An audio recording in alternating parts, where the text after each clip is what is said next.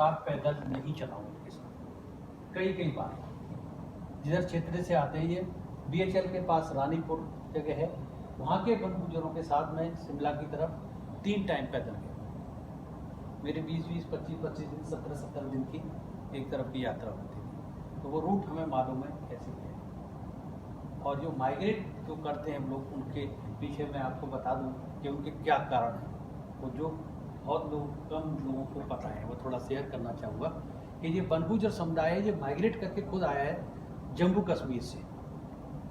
जम्मू कश्मीर से जब माइग्रेट करके आए, वहाँ आप देखेंगे वहाँ भाषा बोली जाती है डोगरी, और ये पंजाब के रास्ते आए तो पंजाबी भाषा का भी उसमें मिश्रण हुआ, फिर स्थानीय भाषा का भी मिश्रण हुआ, और सब भाषाओं को मिला के भाषा बनी पूछती भाषा, जिसको जैसे पंजाबी में मुंडू लड़के को, कुड़ी लड़की को बोलते हैं। ये बैठे हैं मुंडू कुड़ी दोनों ही बैठे हैं, तो ये उनका वो है। और ये जो माइग्रेट करके यहाँ पे आए, कई सारी एक कहानी भी है कि सिरमौर के राजा थे, उन्होंने शादी करी थी एक बनगुजरी के साथ में। तो जब वो आई यहाँ पर, उनके मेरे जैसे समुदाय के लोग तो यहाँ है ही नहीं, तो पहले ये था कि कबीले साथ चलते थे, तो कुछ भैंसों के साथ उन्होंने यहाँ पर परिवार जो आए तो वो रहे, धीरे धीरे फैल के सब जगह ऐसे हो गए। हिमाचल, उत्तरांचल और यूपी के पार्ट में ये हैं गुजर रहते हैं, और जो माइग्रेट करते हैं वो इसके 3 कारण मैं आपको बताता हूँ। कि जो जंगली भैंस थी वो इन्होंने पालतू बनाई, आप उस पर रिसर्च कर रहे हैं, और वो भैंस, वो जंगली भैंस को पालतू बनाया, उसी से वो जो आय का स्रोत उन्होंने करा। हम पहले सारे जंगल में ही रहते थे, तो दूध उसका उत्पादन करते हैं और बेचते हैं, आय का साधन उनका यही है, और जंगल के साथ रहते हैं। भैंस इनकी माइग्रेट करती है, जैसे जंगली जानवर और माइग्रेट करते हैं, तो भैंस भी सबसे पहले भैंस डिसाइड करती है कि उसको कब पहाड़ जाना है, कब पहाड़ से नीचे आना है।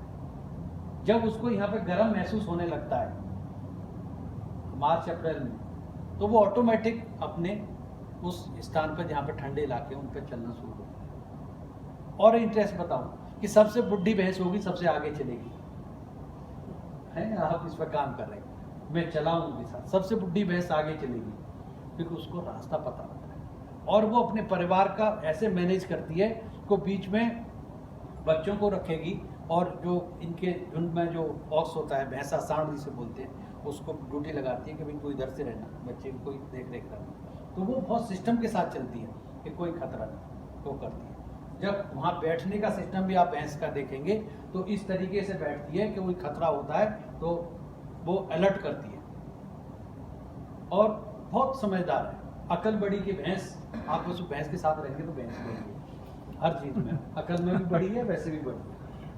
तो ये चीज़ हैं, एक तो भैंस माइग्रेट करती है, दूसरा ये 6 महीने इधर रहते हैं, मतलब तराई वाली बेल्ट में 6 महीने हिमालय क्षेत्र में रहते हैं। तो उसके पीछे देखिए कि वो ये कि स्टॉल फीडिंग नहीं है इनमें, ये अपनी भैंसों को पेड़ों की लॉप करके, ट्री लॉप करके और काटते हैं, उसे भैंसें खाती हैं। 6 महीने जब यहाँ का जंगल इस्तेमाल करते हैं, तो फिर 6 महीने जो पहाड़ का जंगल है वो हरा भरा होता है उस दौरान। फिर जब वहाँ जाते हैं, वहाँ का इस्तेमाल करते हैं, तो यहाँ का छोड़ते हैं, जब यहाँ का छोड़ते हैं तो यहाँ का फिर हरा भरा होता है। तो दूसरा कारण। तीसरा कारण मैं आपको बता रहा हूँ कि जब ये हिमालय क्षेत्र में जाते हैं, उस दौरान हमारे 4 धाम यात्राएं चलती हैं, बद्रीनाथ, केदारनाथ, यमुनोत्री, सारी जगह टूरिस्ट आता है।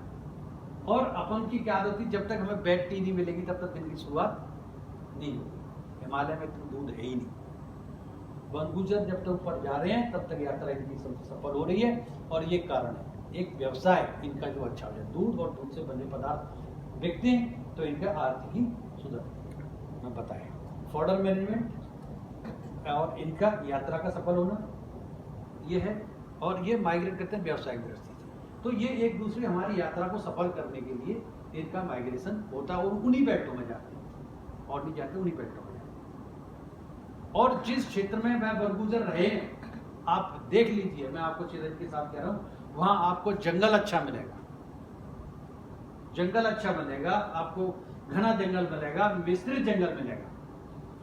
हिमालय क्षेत्र में ऐसे ऐसे पेड़ हैं जो यहाँ होते हैं लेकिन हिमालय क्षेत्र में नहीं हो सकते ऐसा लगता है, लेकिन जिस क्षेत्र में वन गुजर माइग्रेट करके गए हैं वहां पे वो वृक्ष पाए जाते हैं। उसके पीछे क्या कारण है, उसके पीछे मैं बताता हूँ, इनकी जो भैंस है उसका योगदान है। जंगल में। अगर यहाँ से कुछ खा के गई, कोई बीज उसके अंदर गया, और उस बीज की एक खास बात होती है कि वो पेट में जब जाता है और भैंस के कुछ एक अलग रासायनिक क्रिया उसमें होती है, और जब गोबर के द्वारा वो नीचे आता है मिट्टी में मिलके, तो वो एक बेहतर पेड़ को जन्म देता है। वो ऐसी जगह पे वहाँ पेड़ लगाए नहीं गए, लेकिन वो भैंस का योगदान जंगल में। बहुत सारी चीज़ें बारीकियाँ हैं, इस पर ग्रंथ लिखे जा सकते हैं। तो ये बहुत सारी चीज़ें मैं आपको बता दूं, उन जगहों पे आपको मिलता है, चाहे सैमल डंडा हो, कुछ भी हो। सैमल का पेड़ होता है, वो उसमें खूब वो खाते हैं। जब ये ऊपर जाते हैं उस समय फ्लावर आता है उस पर, और उसको खाते भी हैं। जब जाते हैं उन्होंने काटा, और जैसे मथानी जो कहते हैं, मट्ठा निकालते हैं ना, वो मक्खन निकालते हैं, उसे निकालने के लिए और गाड़ दिया सड़क पर, और वहीं उन्होंने मत्था निकाला, फिर चले गए, और वो गड़ा का गड़ा रह गया। अगली बार लौट के आएंगे, उसमें वृक्ष मिलेगा। इस तरीके से उस बेल्ट पे आपको वही मिलेंगे। बहुत से ऐसे पेड़ हैं जो डाली काट देते हैं और वो करते हैं। तो ये इनके बहुत सारे तरीके अपने जंगल को बचाने के लिए, वो करने के लिए ये था। यहाँ तक पढ़ाई की बात है, मैं आपको बता दूँ, इन्होंने शुरुआत करी, बताइए, हमने एडल्ट एजुकेशन का कहा। मैं एक संस्था के साथ जुड़ा रहा अभी तक।